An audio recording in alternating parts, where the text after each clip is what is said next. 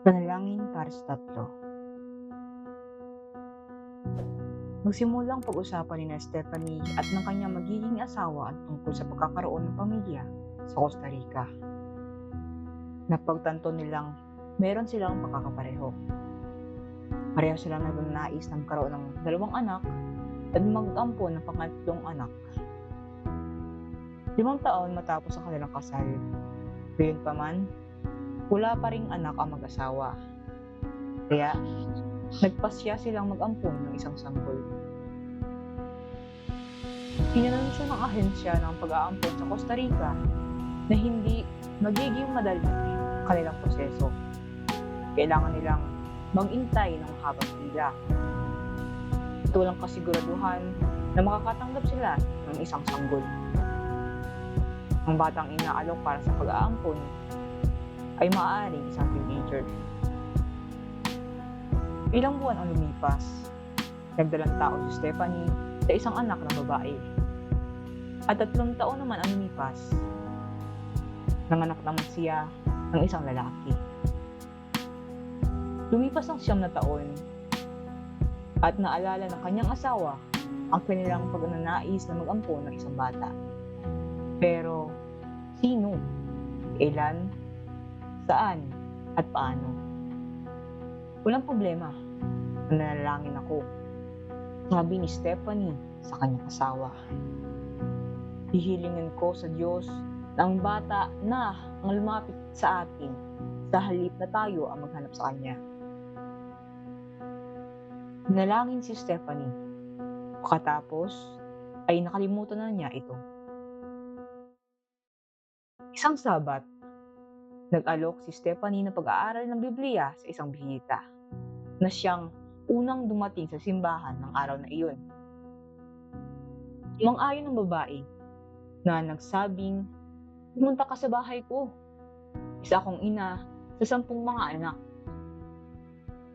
Nalaman niya na ang babae ay isang tagapag-alaga sa isang ampunan. Ang ampunan ay binubuo ng 50 na bahay na may 10 bata bawat bahay. Isang tagapag-alaga ang namamahala sa bawat bahay. Pumunta si Stephanie sa ampunan at nagbigay ng pag-aaral sa Biblia sa tagapag-alaga at sa kanyang 10 anak. Ibinigay naman ng tagapag-alaga ang kanyang puso kay Jesus at nabautismuhan. Ang direktor ng ampunan na nakakita ng positibong epekto ng mga pag-aaral ng Biblia sa tagapag-alaga at sa kanyang trabaho ay humuling kay Stephanie na magsagawa ng pag-aaral ng Biblia sa 14 pang bahay sa ampunan. Dinala ni Stephanie ang kanyang kahilingan sa lupon ng kanyang simbahan at nagpadala naman ang simbahan ng mga miyembro nito sa bawat isa sa bahay. Si Stephanie ay naitalaga sa bahay sa Building 7.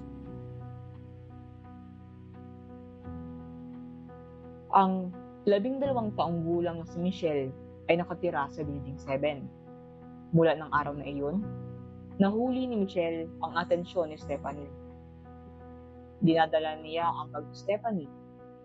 Siya ay mapagmagtiyag at mahilig siyang makilahok sa mga pag-aaral ng Biblia. Nabuo ang malapit na ugnayan ni Stephanie at Michelle dahil dito.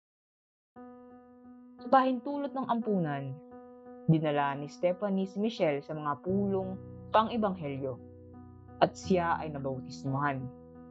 Kaya't nagsimulang magtanong ang bata, "Bakit di mo ako ampunin?" Naisip ni Stephanie, bakit di ko nga siya ampunin? Sa bahay, sinabi niya sa kanyang asawa ang tungkol sa kahilingan. Inisip ng mag-asawa kung si Michelle na nga ang batang kanilang pinagdarasal na maampon. Humingi sila ng kumpirmasyon sa Diyos. Nang maglaon, naalala ni Stephanie ang isang karanasan na nangyari 3 o 4 na taon na ang nakalipas. Matagal bago niya nakilala si Michelle. Inanyayahan niya ang isang babae na ibahagi ang kanyang personal na patotoo sa simbahan. Ang babae ay bumibisita sa iba't ibang simbahan upang ikwento ang kanyang karanasan sa kanyang pakakakulong. Ang pagkawala ng kanyang 6 na anak sa mga serbisyong panlipunan at ang pagiging Adventista matapos makinig sa Adventist na radyo habang siya ay nasa kulungan. Hindi kailanman nakapunta ang babae sa simbahan ni Stephanie at nawala na ang ugnayan ni Stephanie sa kanya. Ngayon, nagtataka si Stephanie kung ano na ang nangyari sa babae. Tumingin siya sa social media at nakita na umalis na ang babae sa simbahan ng mga Adventista. Habang nag-scroll ang babae sa timeline, nakita niya ang isang larawan ni Michelle na may nakasulat na "Aking anak." Nabigla si Stephanie. Ang babae pala ang ina ni Michelle. Ilang araw ang lumipas, nakita muli ni Stephanie si Michelle sa Building 7, kung saan ay nagkaroon sila ng selebrasyon. Sa gitna ng salo-salo, nagtanong si Michelle kung maaari ba niyang hiramin ang telepono ni Stephanie at nagsabing, "Gusto mo bang makita ang aking ina?" At tumungo naman si Stephanie. Nakita ng bata ang litrato ng kanyang ina online at ipinakita ito kay Stephanie. Siya ang babaeng inimbitahan ni Stephanie na magsalita sa kanyang simbahan. Para kay Stephanie, ito na ang lahat ng kumpirmasyon na kailangan niya. Siya ay kumbinsido na ipinadala ng Diyos si Michelle sa kanyang pamilya upang ampunin.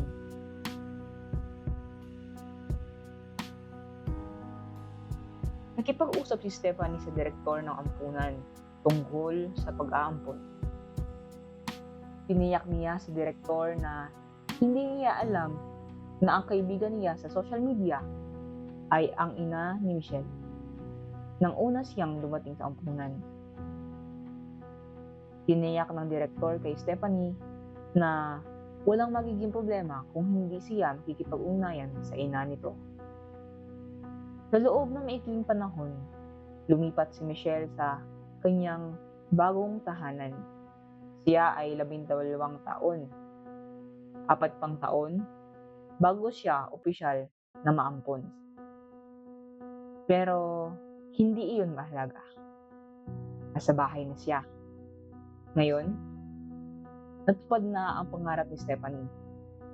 Meron siyang 2 anak at 1 pang anak na babae.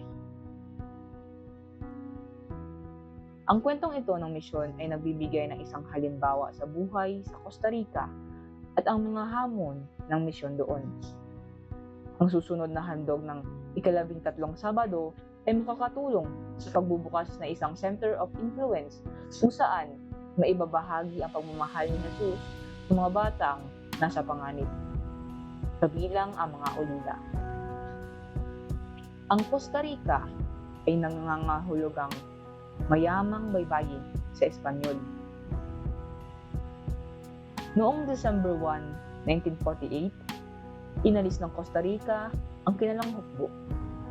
Ang budget na dati ay ginagamit para sa militar, ngayon ay nakalaan para sa pagbibigay ng mga serbisyong pangkalusugan at edukasyon.